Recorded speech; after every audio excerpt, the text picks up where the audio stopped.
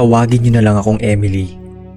Noon pa man ay naiintriga na ako sa mga abandonadong lugar, lalo na sa mga may misteryosong kasaysayan. Kaya naman, nang marinig ko ang tungkol sa lumang 7-Eleven sa labas ng aming bayan, ay hindi ko na napigilang tuklasin to sa kabila ng nakakatakot itong reputasyon.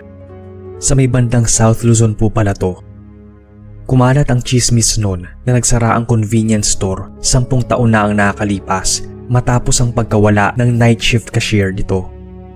Ang sabi ng ilan ay pagnanakaw lang ang nangyari at napatay ang cashier. Pagkatapos ay tinapon sa kung saan-saan. Habang ang iba naman ay may sinabing mas nakakatakot na bagay. Ito raw ay nasa loob ng madilim na pasilyo ng convenience store. Isang gabi ay nagpasya akong tuklasin ang loob ng abandonadong 7-Eleven. Sinamahan naman ako ng aking mga kaibigan na sina Sarah at Mark. Tanging mga flashlights at lakas ng loob lang ang dala namin. Ilang sandali lang ay pinasok na namin ang lugar. Napakatahimik ng paligid at ang paglangit-ngit ng pinto ang bumasag ng katahimikan. Sinalubong kami ng maalikabok na shelves at ilang mga pagkaing expired na. Tanging mga yabag namin ang umaalingaw-ngaw sa loob ng 7-Eleven. Habang papaloob kami ay napansin ko ang mga kakaibang marka sa sahig. Kinunan ko yun ng picture gamit yung cellphone ko. Importante yon para sa mga kagaya kong interesado sa mga kakaibang graffiti. Para kasing puno ng sikreto ang mga dingding at nangangati na nga ako nung matuklasan ang misteryong bumabalot doon. Nang bigla na lang kaming maarinig ng mahinang bulong. Sobrang hina niya kaya hindi masyadong maintindihan yung mga sinasabi. Nagkatinginan kami at dahil sa curious nga ay sinundan namin yung tunog. Hanggang sa mapadpad kami sa likod ng kwarto ng 7-Eleven. Lalong lumakas ang mga bulong at naiintindihan ko na ang mga salitang tulad ng huwag umalis at sumali sa amin.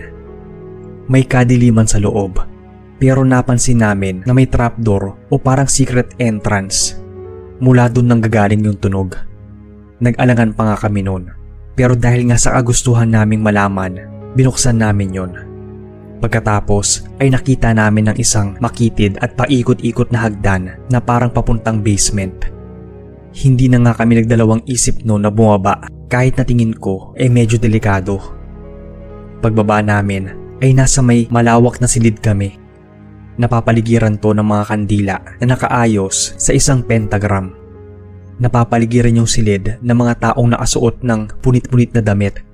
Tapos, yung mga mata nila nanlilisik at paulit-ulit ang pag-awit nila nang hindi namin maintindihan.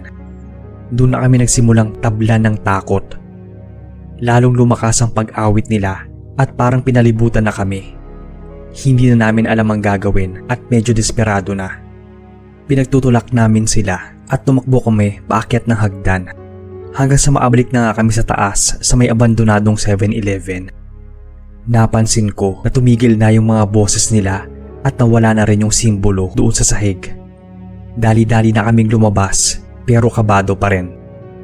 Hindi kami makapaniwala ng mga tropa ko na makakasaksi kami ng ganon. Parang yun kasi yung mga tipong sa pelikula mo lang makikita. Mga ilang taon na rin itong nangyari. Pero hanggang sa ngayon ay minumulto pa rin kami ng mga alaala tungkol sa mga nakita namin sa ilalim ng luma at abandonadong 7-Eleven. Sana sir ay mabasa ninyo itong kwento ko. Nasa inyo na rin kung maniniwala kayo.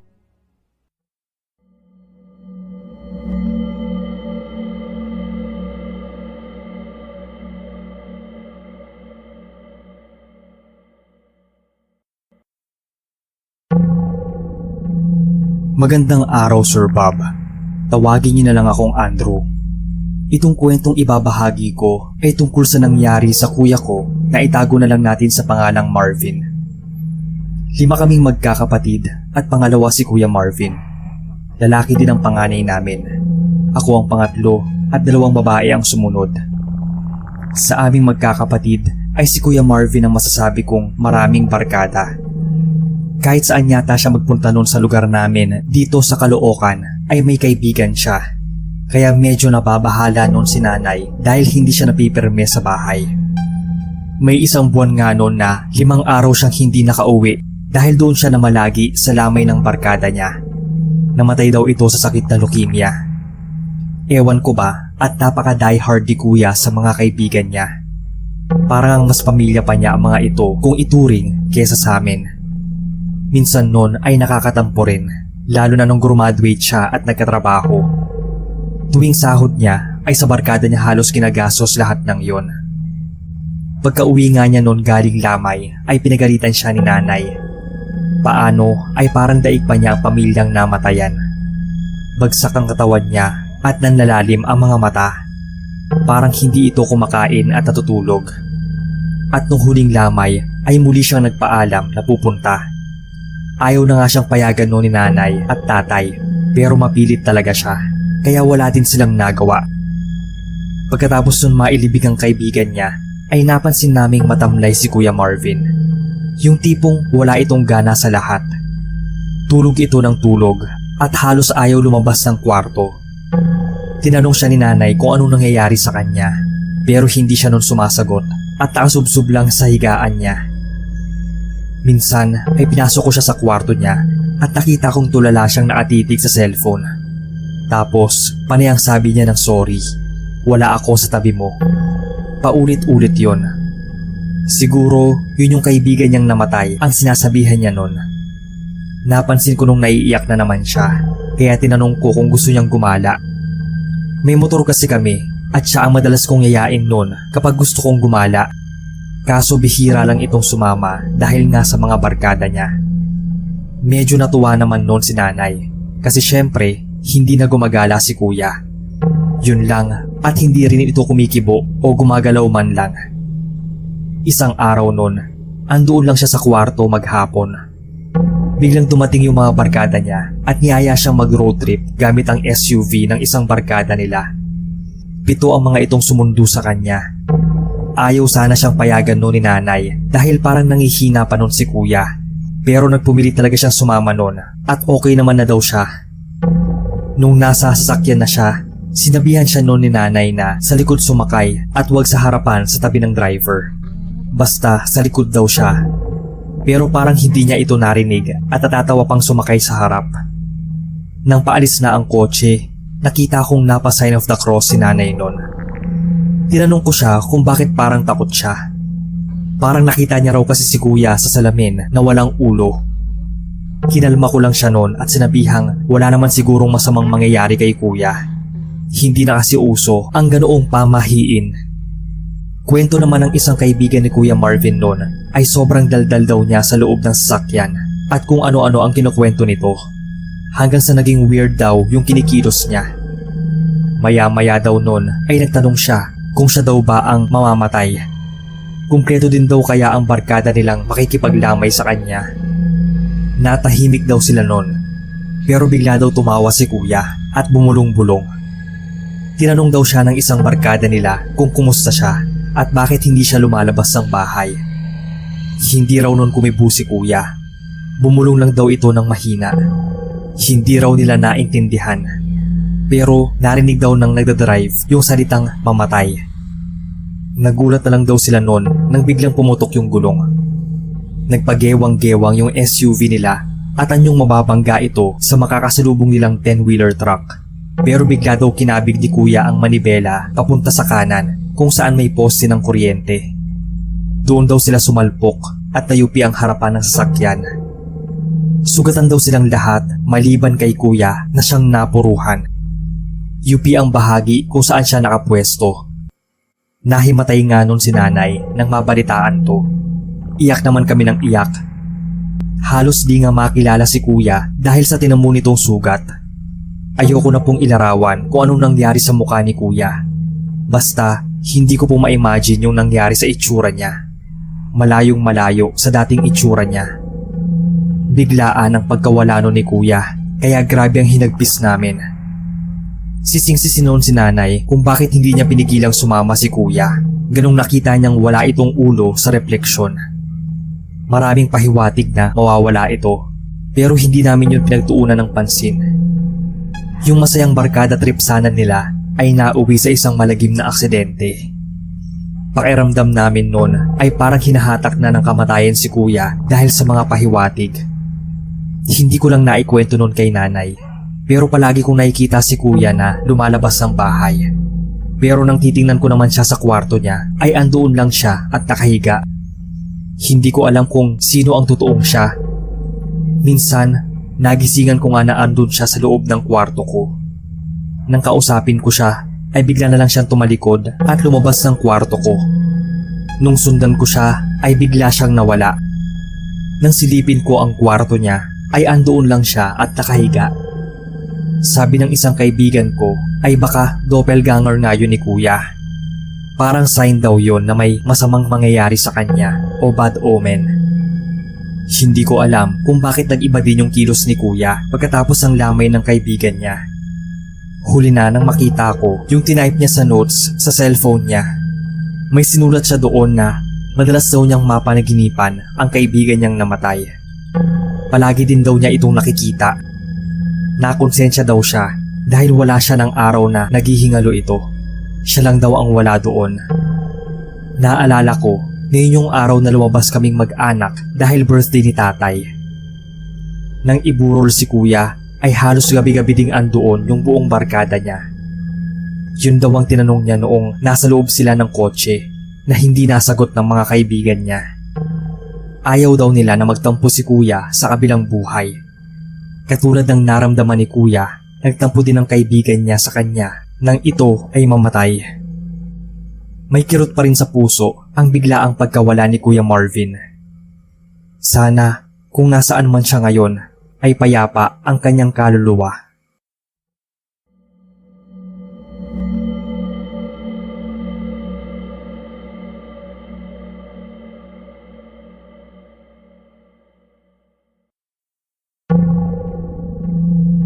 Hi Puser at sa lahat. Ako si Claire. Aminado ako na noong bata pa ay may pagkamaldita at mataray talaga ako. Kaya nga madalas din kami mag-away ng kapatid ko. Madalas din kaming magkatampuhan ng mga kaibigan ko dahil konting pagkakamali nila ay agad ako nagagalit. Parehong nasa abroad ang mga magulang ko at nakatira kami kasama sina lolo at lola, parents ni mama. Kaya medyo na-spoiled nila ako, lalo na at ilang taon din bago ako magkaroon ng kapatid nun. Hindi ko po ginagawang excuse ang lahat ng ito para magtaray kahit sa hindi ko kakilala. Pero pinagsisihan ko na naging ganoon ako dahil sa pagtataray ko. Muntik na kasi akong mapahamak noon. January ng 2004, third year high school ako na mag-field trip kami. Hindi ko makalimutan yon dahil birthday yon ng bunso kong kapatid. Binilhan ko pa nga siya ng stuffed toy nang dumaan kami sa mall. Kasama ko yung BFF kong si Jessa sa lahat ng pinuntahan namin at saksi siya sa kung anong nangyari.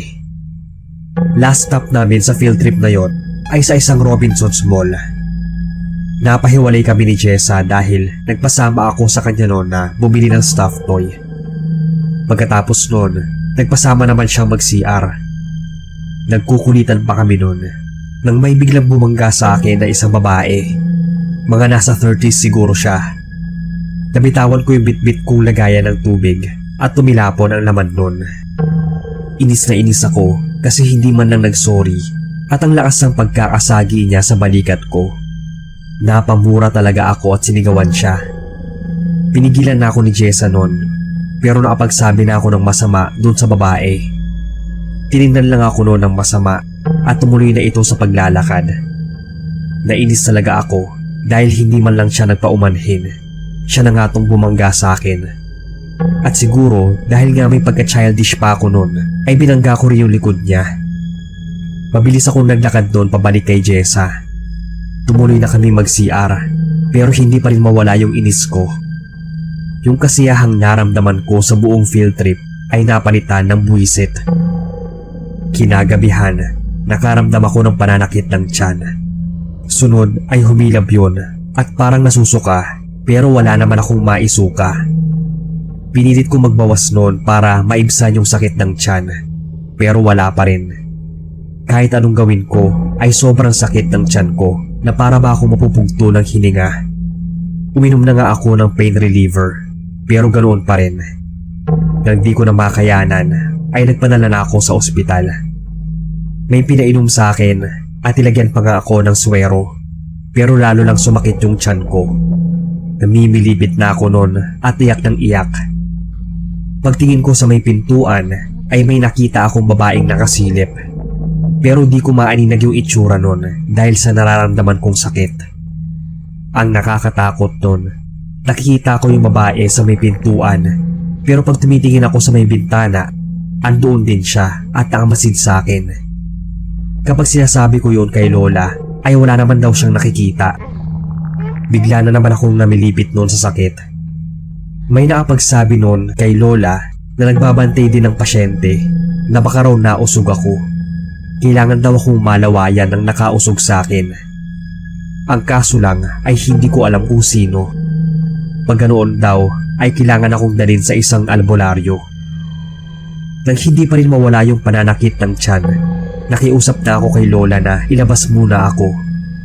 Siya naman ay naghanap ng isang albularyo na malapit sa amin.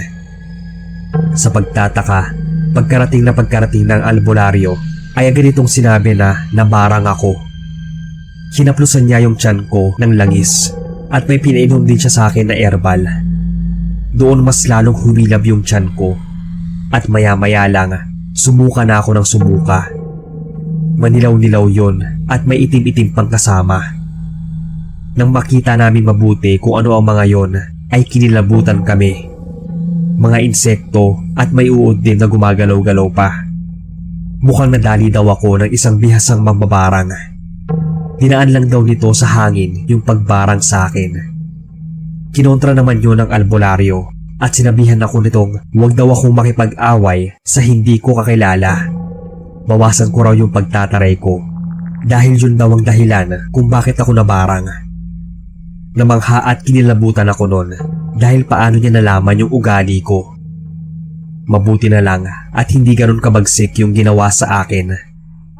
Gusto lang daw akong bigyan ng leksyon.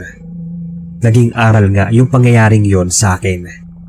Kaya simula noon, iniwasan ko na talaga yung pagtataray, lalo sa mga hindi ko kakilala. Ito lang po ang kwento ko, Sir Bob. More power sa inyong channel.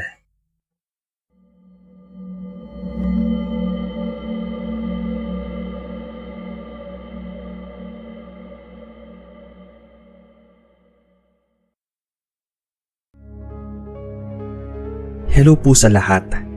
Gusto ko lang i-share yung karanasan namin ng mga barkada ko. Ilang taon na rin po itong nangyari. Hindi ko alam kung ano yung naisipan namin nung gabing yon. Bali kasama ko yung 4 kong mga kaibigan.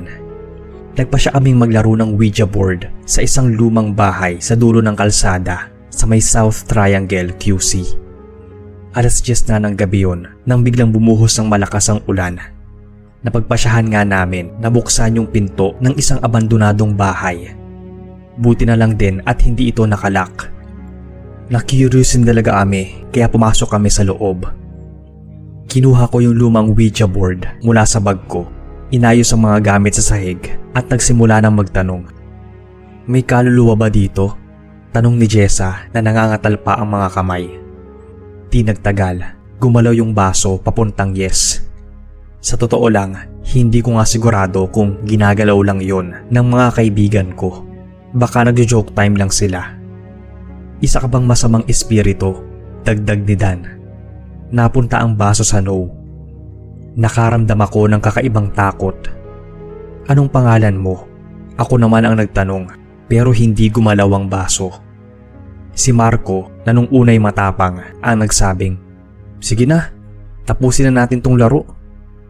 Tanging yung mga dala naming flashlights at yung poste mula sa labas ang nagsilbing ilaw sa loob ng madilim na abandonadong bahay. Pero bago pa kami makaalis doon ay bigla na lang nagpatay sindi yung ilaw sa bahay. Hindi ko alam kung paano nangyari yon dahil nung pagpasok namin kanina, sinubukan ko pang buksan yung switch ng ilaw pero hindi gumagana. Pero nung time na yon, bigla na lang itong nagpapatay sindi. Bigla ring dumaan yung malakas na hangin. Tapos nawala rin. Hanggang sa nakarinig kami ng paglakad sa sahig kahit hindi naman kami yung gumagawa nun. Kinilabutan na ako nun. Nakaramdam kami lahat ng takot. Ang sabi ng isa, umalis na kami. Pero parang hindi kami maagalaw mula sa kinatatayuan namin. Nang biglang parang may aninong dumaan sa harap namin. Alam kong hindi kami yon dahil nga napako kami sa kinatatayuan. Nang mapansin naming biglang gumalaw ng mag-isa yung baso na nakapatong sa Ouija board. Pumunta ito sa mga letrang S, A, B, E, L. Isabel. Matapos yun, nakarinig kami ng mahinang pag-iyak ng isang babae. Hanggang sa maagalaw na nga kami at sa sobrang kilabot ay dali-dali kaming lumabas ng abandonadong bahay. Naiwan na nga namin yung Ouija board dahil sa pagmamadali. Hindi namin alam kung paano nangyari yun, pero alam naming mali at delikado yung ginawa namin. Ang maglaro ng di dapat paglaruan at magtawag ng kaluluwa. 18 years ago na rin po to nung mangyari. Hanggang dito na lang ang kwento ko. Salamat po sa pagbabasa.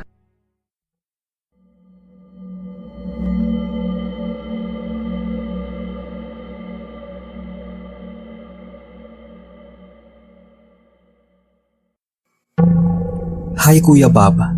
Isa ako sa maraming silent listeners ninyo. Ako si Darren.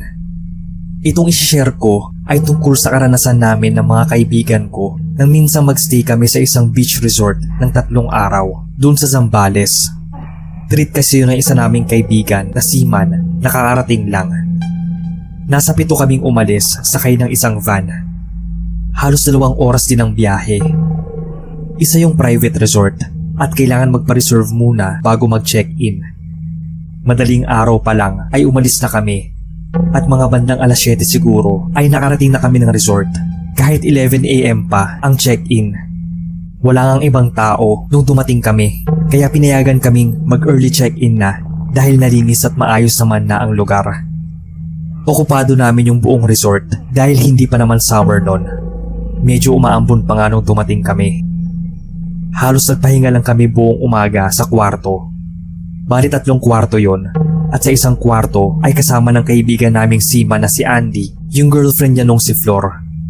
Sa isang kwarto naman, kasama ko ang kaibigan naming si Joyce at Amira.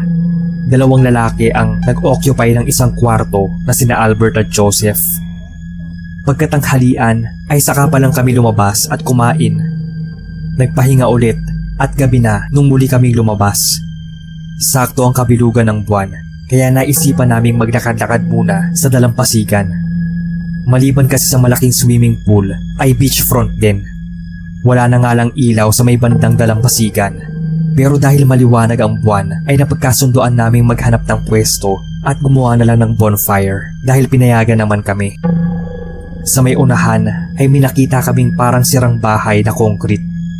Malapit din yun sa dalampasigan at malayo ng konti sa resort. Wala na yung bubong at pader na lang ang meron. Nakalubog na rin ang sahig noon sa buhangin. Doon kami pumwesto dahil may ilang concrete na pwedeng upuan doon. Bumili na rin sila ng alak noon at pwedeng pulutan. Masaya na kami nagkukwentuhan noon nang magpaalam si Joyce na iihi. Nagpasama siya sa amin ni Amira. Doon lang naman kami noon umihi sa likod ng sirang bahay. Pero bigla na lang nagkalasang parang mga ibon sa isang malagong puno na naroon sa unahan ng bahay. Mabilis na napatayo si Joyce. Parang di pa nga raw siya tapos umihi nun. Agad namang napasunod ang tingin namin doon sa may puno. Dali-dali kaming lumapit sa mga kasamahan namin. Tinanong namin kung may narinig ba silang nagliparang mga ibon. Parang sobrang dami kasi nun. Isa pa, gabi na, kaya naapagtatakang magliparan pa sila. Dahil wala namang bumulabog sa kanila. Pwedeng paniki rin ang mga yon.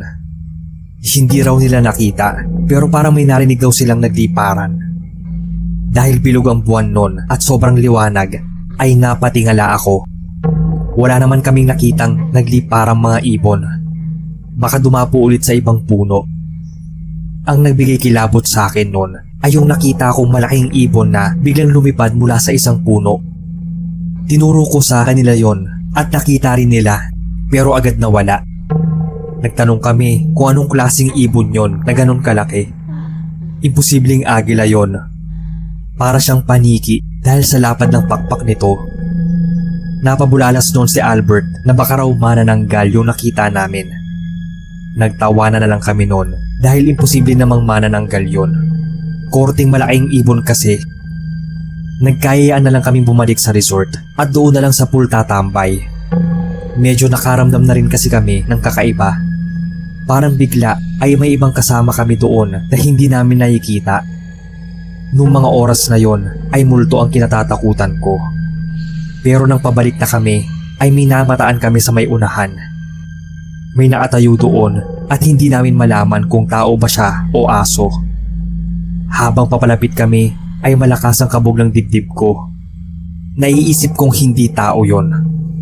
Napahinto kami noon sa may di kalayuan. Pare-pareho na daw pala kaming nakakaramdam ng takot nang hindi gumagalaw o umaalis ang nilalang. Parang hindi rin yun aso dahil nakita namin biglang ibinuka nito yung pakpak. Napamura na nga kami noon isa-isa at gustong tumakbo papalayo. Pero sinabihan kami ni Andy noon na walang tatakbo at maghawak kami na lang. Ramdam ko talaga yung panginginig ng kamay ko noon. Akala namin ay sasalakayin kami ng kung anumang nilalang yon dahil parang naaredy na ang pakpak nito. Pero bigla itong lumipad. Dinig pa nga namin yung lakas ng pagaspas nito. Palipad-lipad pa yon sa ere ng ilang segundo bago tuluyang lumayo. Takbuhan talaga kami noon papasok ng resort at hindi na lumabas. Nagumpukan kami sa iisang kwarto at pinag-usapan kung ano yung nakita namin. Kung malaking paniki ba yun, manananggal o ano. Hindi talaga namin alam noon dahil first time lang namin makakita ng ganong klaseng nilalang. Nang tanungin namin yung isang staff doon sa resort ay hindi rin daw niya alam. Pero feeling ko ay may alam sila at ayaw lang nilang sabihin sa amin dahil baka matakot kami at umalis ng biglaan. Sumunod na gabi noon ay sa may pool na lang kami tumambay. Hindi na kami talaga pa nagpunta sa dalampasigan kahit pa maliwanag noon. Tinatanaw na lang namin yung dagat mula sa pool. Tingin nga namin noon ay dahil siguro bilog ang buwan kaya lumabas yung nilalang na yon o kung aswang man yon. Kayo po Kuya Bob at sa mga listeners, may idea ba kayo kung anong klaseng nilalang yung nakita namin? Baka kasi alam nyo at makapag-comment sana kayo sa story ko. Sabi rin kasi ng mga napagtanungan ko ay alaga daw yun ng aswang o di kaya ay aswang mismo yun.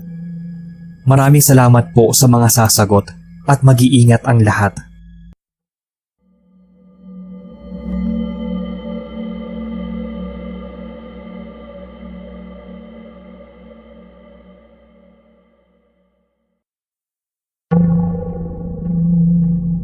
Magandang araw po sir at sa lahat.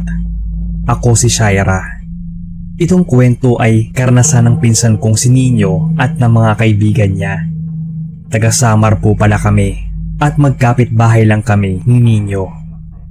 Naalala ko na may birthday noon ng isang kamag-anak namin sa kabilang baryo.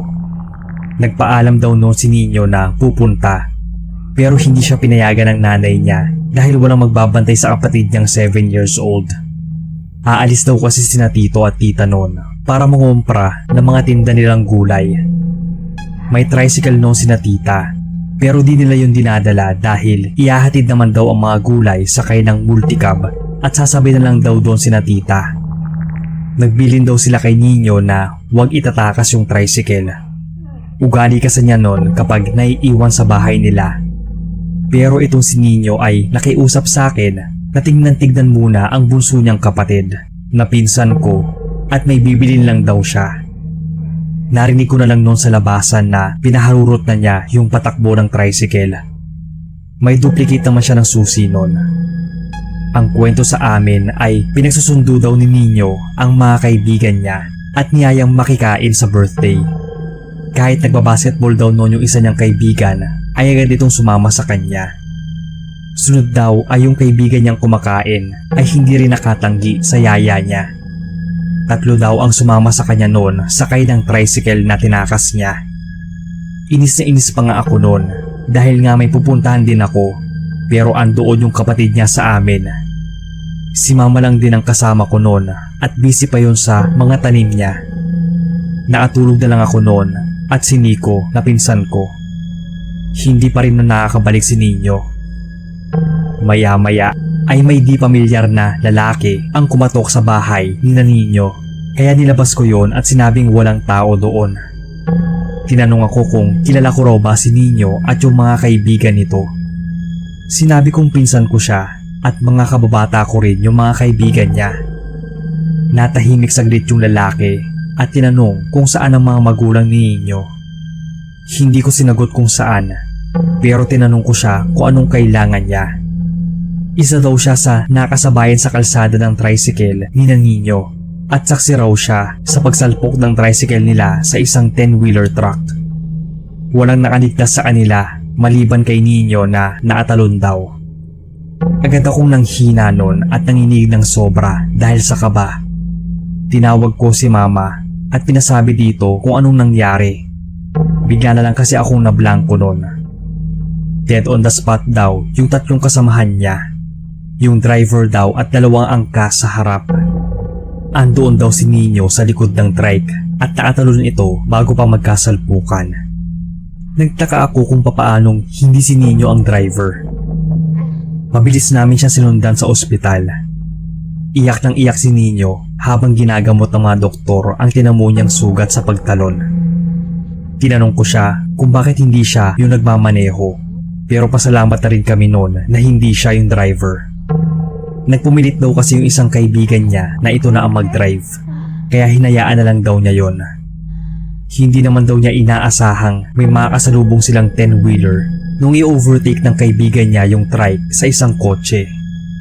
Hindi matahimik noon yung mga magulang ng mga kaibigan niya. Siya talaga ang sinisisi. Kung hindi raw niya pinagsusundo ang mga anak niya, tiyak buhay pa ang mga yon. Para daw siyang si kamatayan. Isa pang kinasama ng loob nila ay halos hindi man lang daw nagalusan si Nino. Kampon daw siguro ito ni Taning. Katakot-takot na sermon din ang inabot niya sa mga magulang niya dahil sa palaging pagsuway nito sa kanila. Pinatigil siya sa pag-aaral at pinatira siya noon sa isang tiyahin namin na matandang dalaga. Palagi ko pa rin noon nadidinig ang pagtawag ng ilang kapitbahay namin kay Nino. Nino raw ang pangalan pero kampon ni Satanas. Isa yun sa hinding-hindi namin makakalimutang pangyayari. Maraming taon na rin itong nakalipas. Ngayon ay may asawa na si Nino. Pero patuloy pa rin siya sa paghingi ng tawad sa mga magulang ng mga kaibigan niya nung kabataan. Hindi rin siya nakakalimot na bisitahin ang mga ito sa sementeryo. Ito lang po ang masalimuot na kwento ng pinsan ko at ng mga naging kaibigan niya noon. Sana ay mabasa ninyo.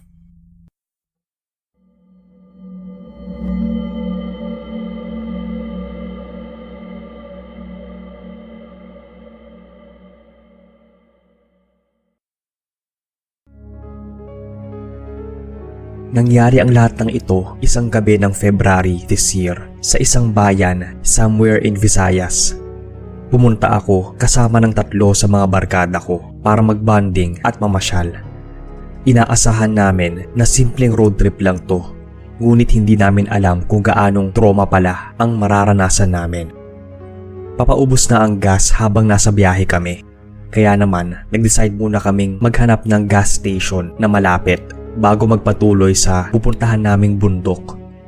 Nang may nakita kaming isang luma na parang napabayaan ng gasolinahan, lumabas muna kami ng kotse para mag-unat-unat at maghanap kung may staff ba. Medyo naliliwanagan naman yung gas station na yon dahil sa mahinang liwanag mula sa poste. Ewan ko nun, pero bigla akong nakaramdam ng pangamba na hindi ko maipaliwanag. Bago kami nagtuloy sa pagpapagas, napansin namin ang isang lalaki na nakaupo sa isang sulok. Mag-isa lang siya at parang may hinihintay na dumating. Ang kakaiba, yung lalaking iyon ay nakasuot ng gas mask kaya natatakpan ang mukha niya. Nakakakilabot tingnan. Tinanong ko kung staff ba siya dahil magpapagas kami. Hindi siya gumagalaw o tumutugon. Himalang gumagana pa yung isang gas pump at dahil nakapagtrabaho naman ako dati sa isang gasolinahan, ako na mismo ang nagpagas ng sasakyan namin. Nilapag ko na lang yung pera kung magkano yung pinagas ko. Matapos yun ay nagpatuloy na kami sa aming biyahe patungo dun sa bundok. Bago kami umalis ay nilingon ko yung lalaking naka-gas mask at nakaupo sa may sulok, pero bigla na lang siyang nawala. Nagtaka na lang kami nun dahil hindi namin napansing umalis na pala siya. Pagkaraan ng ilang oras ng pagmamaneho, nag-decide muna kaming maghanap ng isang lugar para magpahinga saglit. Malayo-layo kasi ang biyahe namin. Napagtanto naming may malapit na gas station, kaya sabi ko ay doon na lang muna maapagpahinga at maapag-stretching. Pero ang katakataka, kamukhang kamukha yun ng lumang gas station kung saan kami nagpagas kanina. Kahit na medyo nangamba, nagtuloy pa rin kami doon. Pagkarating ay nabigla kami nang makita ulit yung lalaking may gas mask. Pero ngayon, naatayo na siya at nakaharap sa amin na parabang hinihintay kami. Tinanong namin kung sino siya at kung anong nangyayari. Bakit parang bumalik na naman kami doon sa gas station? Napundi o nagpatay sindi yung kaparehong mahinang ilaw sa may poste. Nung natigil yung pagpatay sindi ng ilaw, ay bigla ring nawala yung lalaking naka-gas mask. Ang nakapagtataka rin ay biglang lumamig yung paligid at parang nagkaroon ng fog. Yung parabang kapag nasa Tagaytay ka o nasa Baguio, yung halos hindi mo na makita yung paligid dahil sa usok. Madaling araw nun, kaya medyo madilim pa at mga ilang oras pa ang biyahe namin bago maarating ng bundok. Pakiramdam ko ay para aming nasa gitna ng kawalan. Napaisip din ako dahil walang ibang masasakyan na dumadaan o wala man lang ibang tao bukod sa amin. Kinilabutan na ako noon at sinabihan sila na sumakay na ng sasakyan para makaalis na ng lugar. Nagdahan-dahan na lang ako sa pagmamaneho hanggang sa unti-unting nawala yung fog. Di ko sigurado kung ano ba yung naranasan talaga namin. Ang weird kasi kung naengkanto ba kami o ano. Naarating naman kami sa may bundok, pero hindi pa rin namin makalimutan yung naranasan namin sa gas station. Hindi na namin nabalikan pa yung lugar na yon. Naghanap kami ng ibang daan pa uwi. Sana sir ay mainarit nyo rin tong kwento ko. More power sa inyong channel.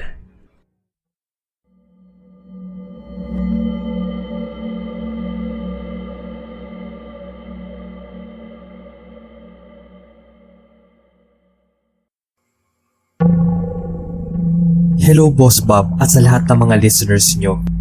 Tawagin nyo na lang akong Joey. May story po ako na hindi ko makakalimutan at nagdulot talaga sa akin at sa mga kasama ko nung gabing yun ng takot.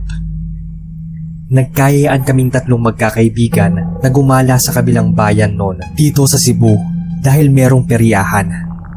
Malapit na kasi ang fiesta. Kulang isang oras nilang lalakbayin bago maarating mismo sa nasabing bayan. May madadaanan pa kaming tulay noon na sinasabi nilang may nagpapakita. Malakas ang loob namin dahil tatlo naman kami noon at marami din namang pumupunta. Nag-shot muna kami ng konti bago umalis. Habang nasa daan ay panay kwentuhan at tawanan kami. Sana raw ay maraming chicks, sabi ng kaibigan ko. Pareho na kaming may dobya ng isa kong kaibigan at yung isa na lang yung hinahanapan namin. Para naman hindi ito sunod ng sunod sa amin kapag may date kami. Minsan kasi ay fifth wheel at madalas ay third wheel siya.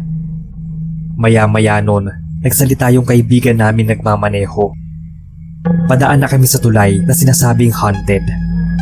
Yung isa sa amin ay nakakita talaga, kaya sinabi kong wag na niyang sabihin kung may makikita siya. Wala naman daw. Nang nasa may gitna na kami ng tulay, napansin kong umiwas siya ng tingin sa may bintana at sa harapan ng kotse. Nangangati naman yung dila kong nagtanong kung may nakita ba siya kahit na sinabi ko sa kanya na huwag niyang sasabihin. Maya-maya, sinabi niyang bumusina pero nakalagpas na kami noon sa tulay. Akala nga namin ay okay na at tuloy-tuloy na ang magiging biyahe namin noon. Pero biglang napamura si Bert, yung kaibigan naming bukas ang third eye. Agad niyang iniwas ang tingin sa may bintana niya. Sinabi niya kay Dan, yung nagmamaneho, na bilisan pa ng kaunti yung pagpapatakbo. Binilisan naman ni Dan. Pero maya-maya ulit noon ay muling napamura si Bert. Tinanong na namin siya kung anong nangyayari. Mahina niyang sinabi na may nadaanan kaming isang lalaki. Nagtaka naman kami kung anong mali doon. Natural, daanan yon. Hindi maiiwasang may naglalakad kapag gabi na. Kaso lang daw, nakailang ulit na naming nadaanan yon at parang hindi raw ito umaalis at pabalik-balik lang doon sa may dulo ng tulay. Hindi namin napansin ni Dan yung tinutukoy niyang lalaki. Sobrang dilim kasi ng dinadaanan namin at kahit may poste ng ilaw pati na headlights ay hindi naman namin alam na pabalik-balik kami dahil puro puno ang nasa magkabilang daan. Nang muli naming madaanan yung sinasabi niyang lalaki ay napahiyaw na siya. Inutusan niya si Dan na bumusina. Huminto kami noon at panay ang busina ni Dan. Maya-maya ay may humintong motorsiklo at kinatok ang bintana namin. Tinanong niya kung may problema daw. Sinabi naming wala naman at pinaandar ulit yun ni Dan. Sinundan na namin yung motorsiklo na nauna sa amin. Sa wakas ay hindi na yun nawala sa paningin. Hindi na rin daw namin muling nadaanan yung lalaki. Kaya pala lahat ng nakakasabaya naming sasakyan nun ay bigla na lang nawawala dahil bumabalik kami sa dulo ng tulay. Akala namin ay mabilis lang ang patakbo nila. Akala ko pa nga nun ay mga lasing na kami dahil nga nakapag-shot kami nun bago lumarga. Pero sadyang nawawala sila maya-maya. At yun nga ang sabi ni Bert. Muli niyang nakikita yung lalaki na yon. Buti na lang at nang bumusina si Dan ay tumuloy-tuloy na yung biyahe namin. Ligtas naman kami nakarating doon sa peryahan. Pero kakaiba lang talaga yung dalang kilabot ng barkada trip namin.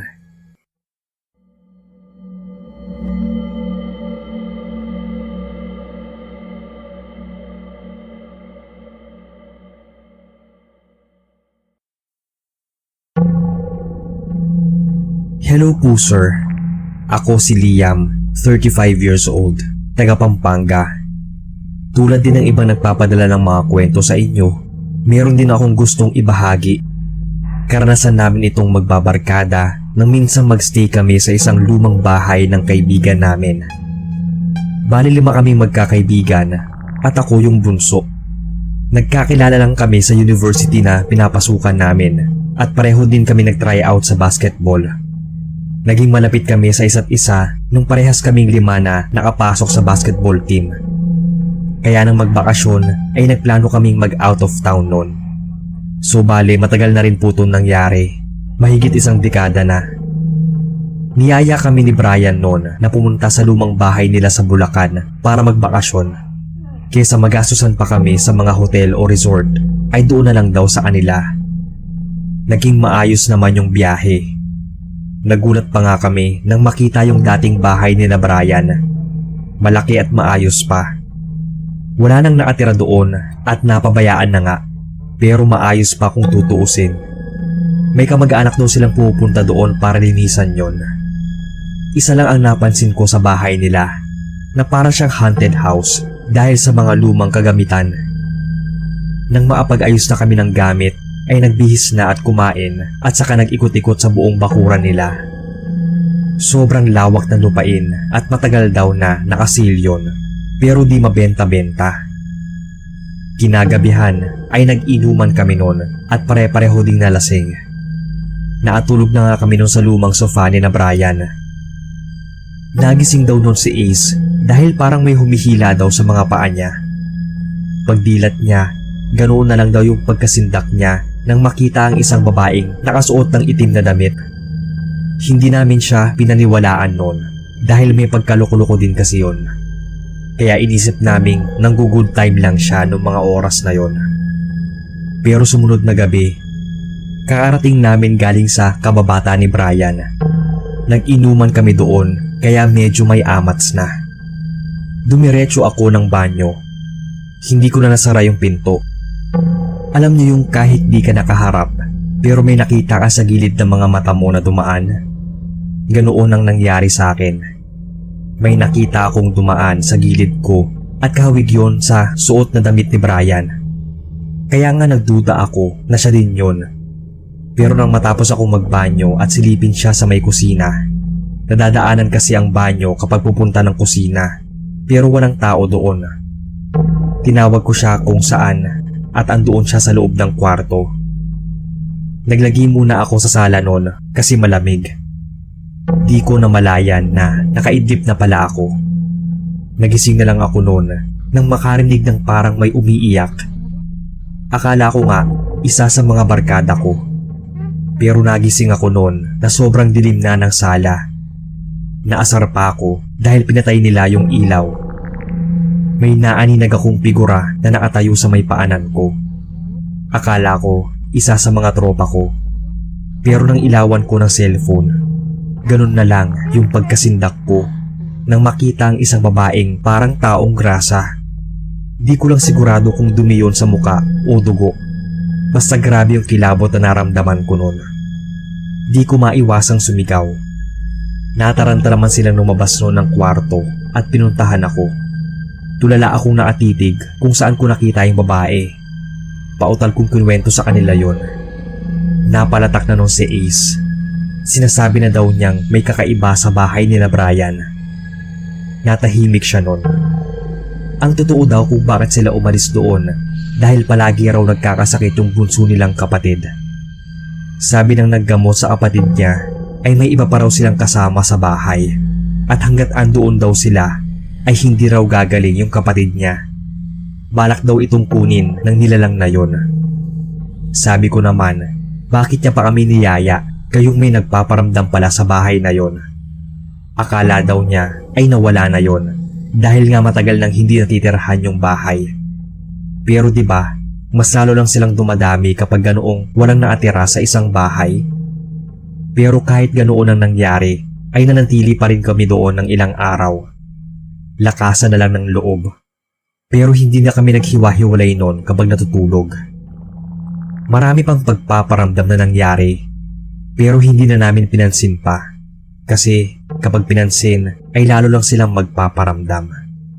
Ayaw naming tuluyang masira yung bakasyon namin dahil bihira lang naman yon mangyari.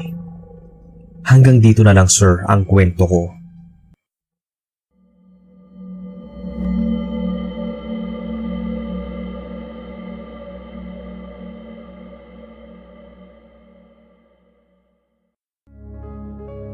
Ako si Miguel. Gusto ko lang i-share itong experience namin ng dalawa ko pang mga kaibigang sina Isabela at Marco. Nag-work kami sa isang BPO company sa Pampanga.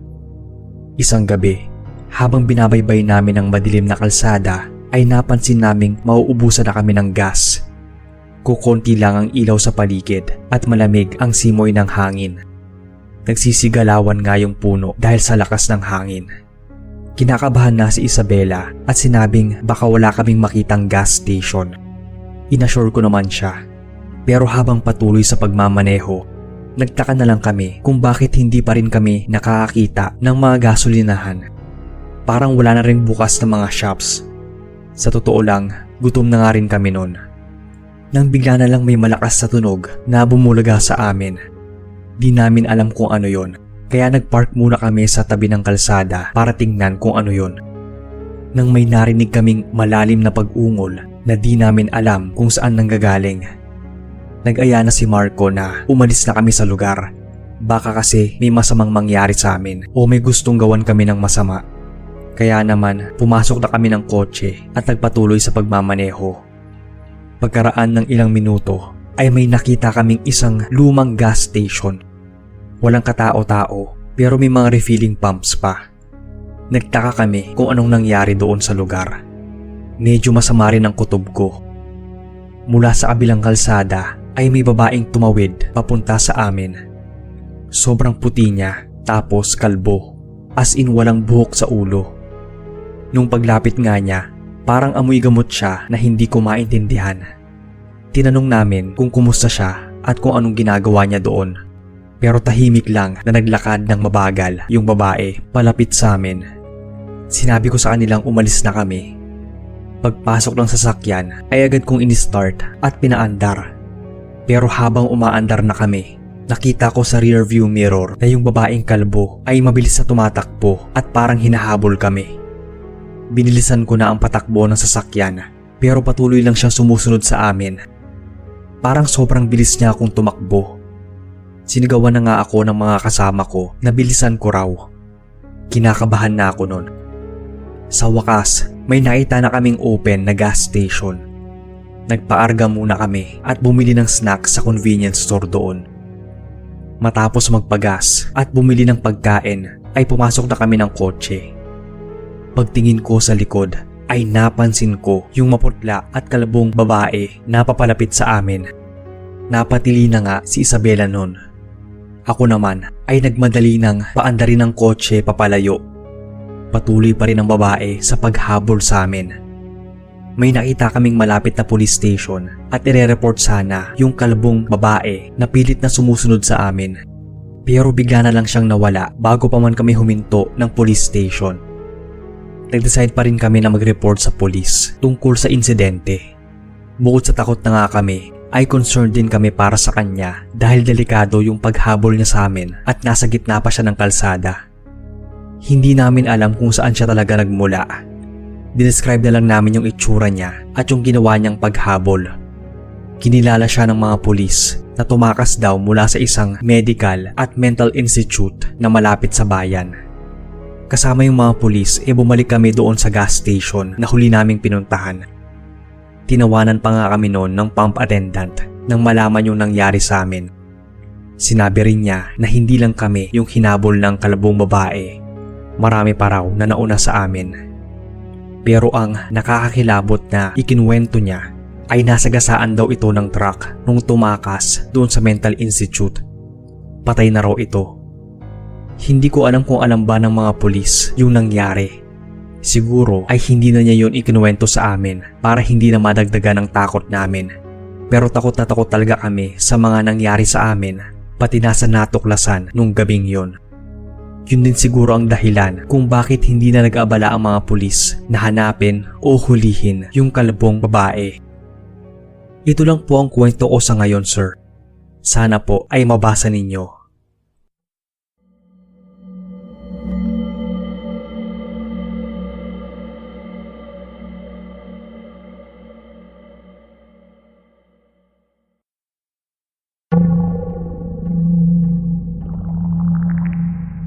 Mapagpalang araw sa lahat. Ako si Jenny. Itong kwento ay tungkol sa isang kaibigan namin na itago na lang natin sa pangalang Jiro. Nangyari itong karanasan nang minsang mamasyal kami sa isang tagong talon sa Pangasinan ilang taon na ang nakakalipas. Iilan lang ang nakapunta dito dahil medyo masukal at matarik ang daan papunta. Delikado din kung hindi ka sanay sa pag-akyat ng matataas na daan. At ang sabi nila ay medyo haunted ang gubat na madadaanan namin noon. Ayaw pa sana kaming payagan noon ng nagbabantay dahil delikado daw ang daan. Umulan kasi ng nakaraang gabi kaya medyo madulas. Pero sinabi namin na kaya naming akyatin yon dahil sanay naman kami sa dami ba naman ng hiking experiences namin. Sa huli ay pumayag din ito. Pinagawa na lang kami ng kasulatan na hindi sila responsable sa amin kung ano man ang mangyari. Dahil kami ang nagpumilit.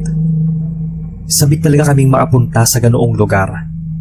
Madalas, ganito ang trip naming magbabarkada. Ang mamasyal sa mga bihira lang mapuntahan ng mga tao. 6 kaming magkakaibigan na naglakbay sa tagong talon na yon. Tama nga ang sinabi ng nagbabantay na matarik ang daan. Pinayuhan din kami nito na iwasan ng masyadong pag-iingay at huwag din magkalat. Okay naman sa amin na sundin ang mga yon, maliban sa isa naming kasama na ubod ng pagkasutil. Hindi uso sa kanya ang bawal-bawal o kasabihan. Ang importante lang ay ma-enjoy niya ang lugar. Halos 2 oras din namin nilakad bago bumungad sa amin ang napakagandang falls. Nag-iisa lang ito at maasul-asul pa ang tubig. Malinis din ang paligid maliban sa mga dahong naglaglagan. Pagdating namin sa may patag na lupa na malapit sa falls ay nilatag namin ang dalang camping tent. Nilabas din namin ang mga dalang pagkain. Pagkatapos maayos ang lahat ng dala ay nagpicture-picture muna kami. Nung una, tahimik lang ang grupo. Pero nang magsimula na kaming maligo ay nag-iingay na si Jiro. Hiyaw siya ng hiyaw tapos sisigaw na para bang si Tarzan. Pinapatahimik namin siya noon dahil baka magambala namin ang kalikasan, pero tinatawanan lang niya kami noon. Nang makaahon sa tubig ay nagsimula na kaming magluto ng mga dalang ulam. Nagbukas naman ng dalang beer in can ang mga lalaki. 3 lalaki at 3 kaming babae naman. Yung isa pala sa amin ay binabae. Ito ang madalas magtripa ni Jiro. Palagi niyang ginugulat si Jelly, ang kaibigan naming bakla na magugulatin. Habang naliligo nun si Jelly sa gilid malapit sa tent, ay bigla ba namang binuhusan siya sa ulo ng beer ni Jiro. Asar na asar noon si bakla. Tapos, yung pinagkainan niyang balat ng hipon ay sa tubig niya tinapon para daw walang kalat. Umaagos naman daw kasi ang tubig. Maya-maya ay tumalo na naman siya sa tubig. Sabi niya ay natatai raw siya. Sinabihan namin siyang huwag doon magdumi dahil nakakadiri. Pero giit niya na umaagos naman pababa yung tubig at di naman natigil lang doon. Wala na kaming nagawa dahil doon nga siya nagbawas. Mga bandang 4:00 na siguro noon na naglikpit na kami ng mga gamit. Kailangan naming makababa bago pa magdilim. Itong si Jiro, bago umuwi, ay muli siyang nagbanlaw sa falls. Nangangati daw kasi siya. Nang nasa sasakyan na kami, ay napansin ko ang pamamantal ni Jiro.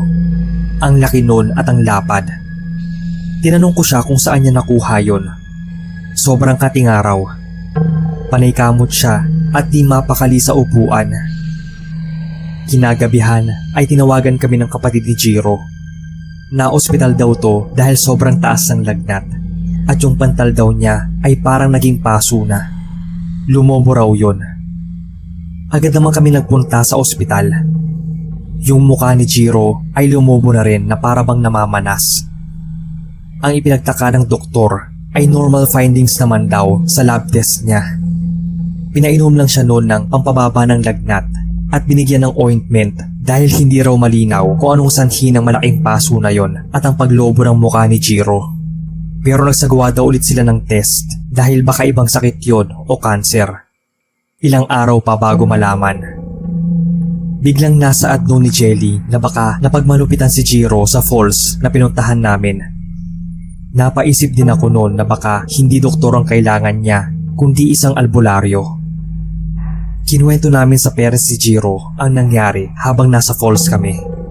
Yung pagtapon ni Jiro ng mga basura sa tubig, yung pag-iingay niya at pagbabawas doon mismo sa falls. Ayaw pa sana noon ng mama niya, pero sinabi ng papa niya na wala namang mawawala kung patitingnan siya sa isang albularyo. Dinischarge siya noon at niresetahan ng gamot. Agad nagpahanap noon ng magaling na albularyo ang papa niya. Kinagabihan ay may dumating na isang may katandaang lalaki. Yun raw ang gagamot sa kanya. Hindi namin alam kung ano nangyari sa loob ng kwarto ni Jiro, pero dinig namin mula sa sala yung pagdaing nito. Maya-maya nun, biglang tumahimik. Lumabas yung albularyo at sinabi nito na pinarusahan daw si Jiro. Nagalit daw ang tagapagbantay ng talon dahil sa mga ginawa nito. At ayaw daw nung pumayag na pagalingin si Jiro. Lahat daw ay ginawa na ng albularyo, pero matigas daw at malupit ang tagapagbantay. Mahirap pakiusapan. Pero may isang paraan daw para mapagaling ito. Yun ay ang mag-alay ng isang buhay doon mismo sa talon. Kinabahan kami sa sinabi ng albularyo. Napakiusapan daw niya na kahit buhay ng isang hayop ang kapalit. Basta, hayop na may 4 na paa at kulay itim ang tatanggapin nito. Unang pumasok sa isip ko noon ay kalabaw. Pero paano namin madadala doon? Agad naman nagsalita yung papa ni Jiro. Tulungan daw siyang maghanap ng itim na baboy o kaya biik. Nang makakita si Tito, ay sinamahan namin siyang dalhin yon doon sa tagong talon. Kahit nakakapagod, ay tiniis namin para lang mapagaling si Jiro. Pagdating doon ay hinayaan naming maipag-usap ang albularyo. Tinulungan siya ng papa ni Jiro na gilitan ng baboy at iali ang dugo at katawan nito sa talon.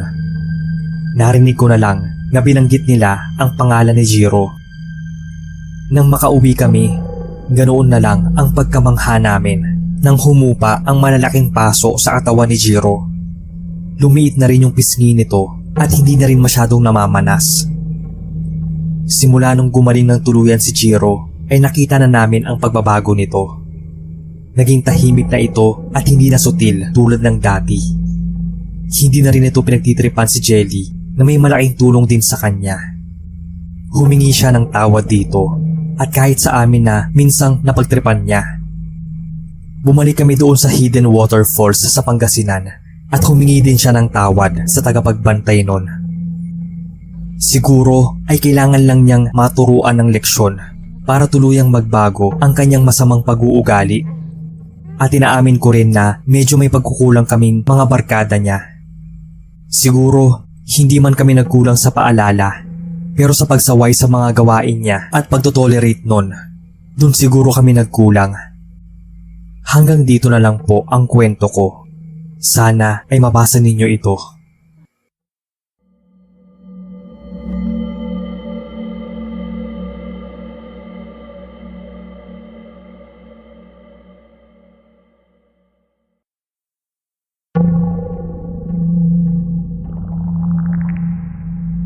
Magandang araw sa inyo, sir, at sa lahat ng mga listeners nyo. Tawagin nyo na lang akong Luz, taga Southern Leyte. Matagal ko na talagang gustong ipadala sa inyo itong kwento, kaso ay laging busy sa work. Isa kasi ito sa karanasan na hinding-hindi ko makakalimutan. Nangyari to taong 2014 pa, nang minsang mapagkasunduan naming magbabarkada na pumunta ng Samar sa isang kaibigan namin. Sakto pa at mag-harvest daw sila noon ng mga tanim nilang marang. Nasa kolehiyo kami noon, buwan ng Mayo, at wala kaming mga pasok. 4 kami nagbiyahe noon, 3 kaming babae at isang lalaki na boyfriend ng kaibigan naming si Peach. Parehas naman kaming single ng best friend kong si Kirsten noong mga panahon na yon, kaya kami din palagi ang magkadikit. Nalaman ko lang din noon na ang mga kamag-anak pala ni Kirsten ay taga Samar din.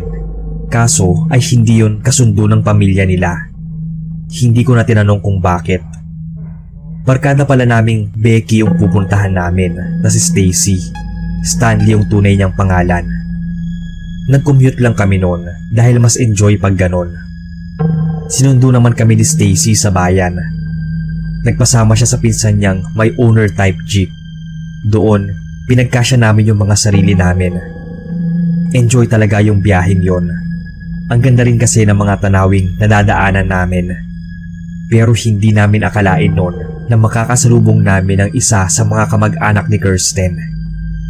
Hindi naman niya yun pinansin dahil nga bata pa lang daw sila ay hindi na nagpapansinan ng mama niya at ang mga kamag-anak nito sa Samar.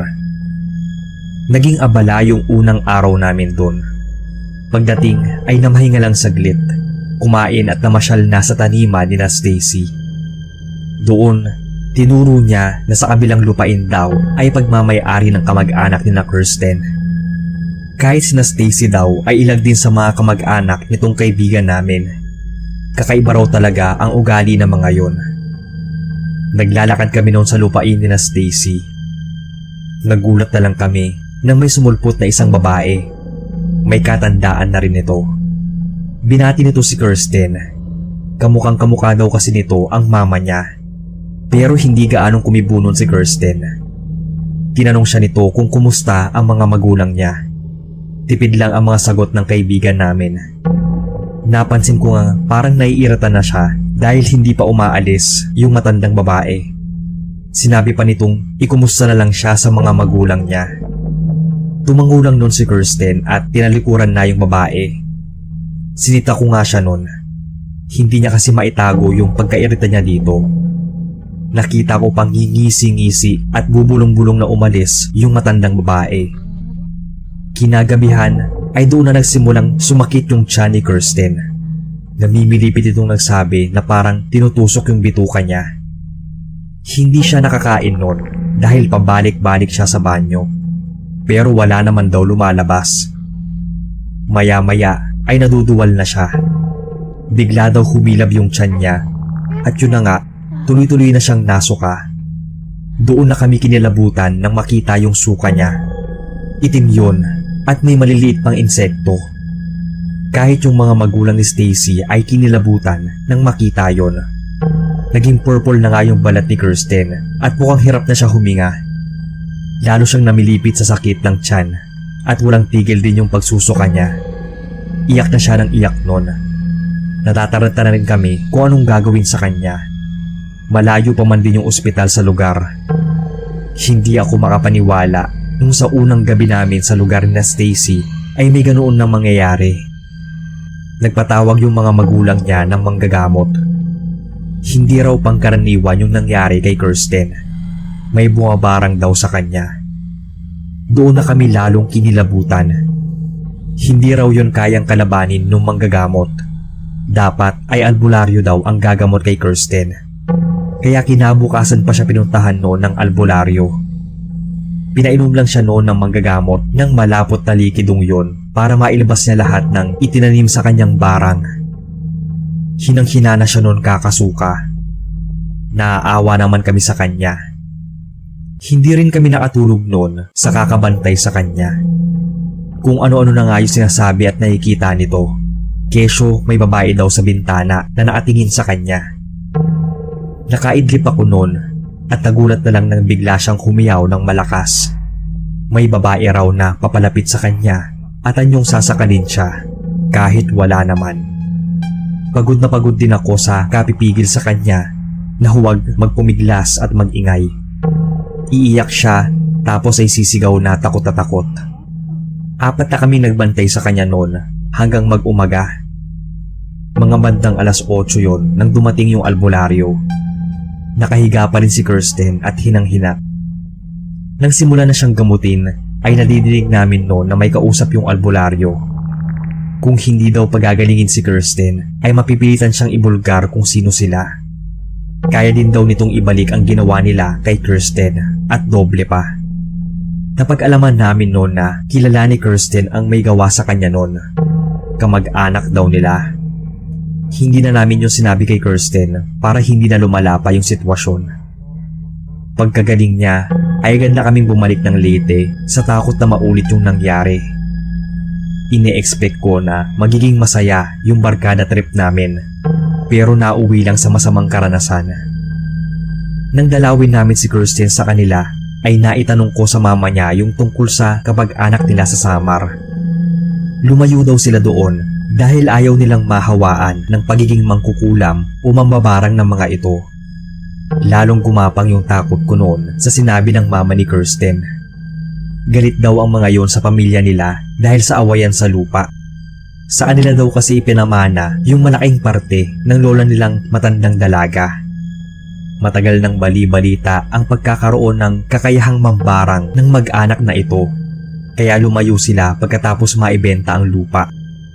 Hindi ko tuloy malaman noon kung kailangan pa nilang malaman yung totoong nangyari kay Kirsten. Natakot ako na baka kami ni na Stacy ang madamay. Kaya hindi na lang muna namin yun kinuwento sa kanila. Lately lang naman nalaman ni Kirsten na kamag-anak din niya ang may gawa nun sa kanya. Pero pinayuhan namin siya na hayaan na lang at huwag nang maghiganti pa. Karma na lang ang bahala sa kanila.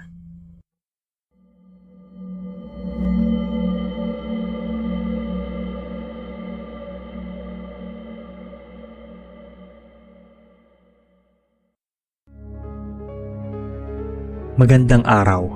Ako si Benj. Ako at yung mga tropa ko ay mahilig mag-road trip kung saan-saan para maibsan ang stress na dulot ng aming pag-aaral. Nangyari po to, 6 na taon na ang nakakaraan. Isang malamig na gabi yun at nag-decide kaming mag-road trip ng mga barkada ko. Yung destinasyon namin ay sa isang liblib na bayan malapit sa bundok kung saan maraming kwentong kababalaghan. Sa may Laguna po to.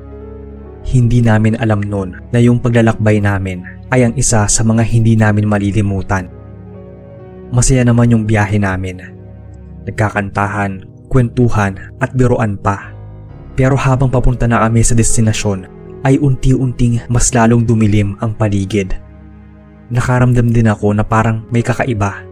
Yung malamig na hangin ay biglang uminit kaya binuksan namin yung aircon ng sasakyan.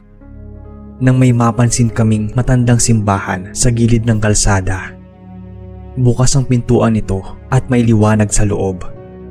Pinarata muna namin ang sasakyan sa gilid at napagdesisyonang pumasok ng simbahan. Sobrang lamig ng hangin pagpasok kahit nasarado naman ang mga bintana at walang fans sa loob. Nanunuot hanggang buto yung lamig. Masasabi kong mas malamig pa nga kaysa sa Baguio. Napansin namin ang kalumaan ng loob ng simbahan na para bang inabandona na.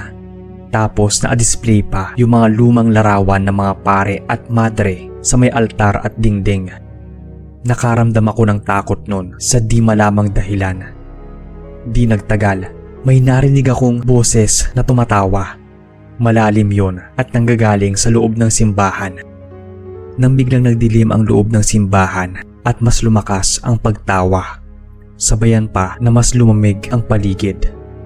Di na mapigilang mapasigaw ng iba at dali-dali kaming tumakbo palabas ng simbahan. Paglabas ay napansin ko ang malalabong figura ng parang mga pare at madre at nagkalat sila sa labas ng simbahan. Dahil sa kilabot ay nagmadali na kaming pumasok ng sasakyan at pinaharurot na ng tropa ko palayo sa lugar. Di ko pa rin makalimutan yung naranasan namin sa kalagitnaan ng aming road trip. Medyo pinagsisihan ko rin kung bakit namin ginawa yun. Di na kami nagpatuloy pa sa destinasyon namin. Bumalik na lang kami ng Maynila. Nag-iwan talaga ng takot sa amin ang karanasan na yon. Simula nun ay hindi na namin pinuntahan pa ang lugar na yon sa Laguna at hindi na rin kami nag-road trip kapag gabi.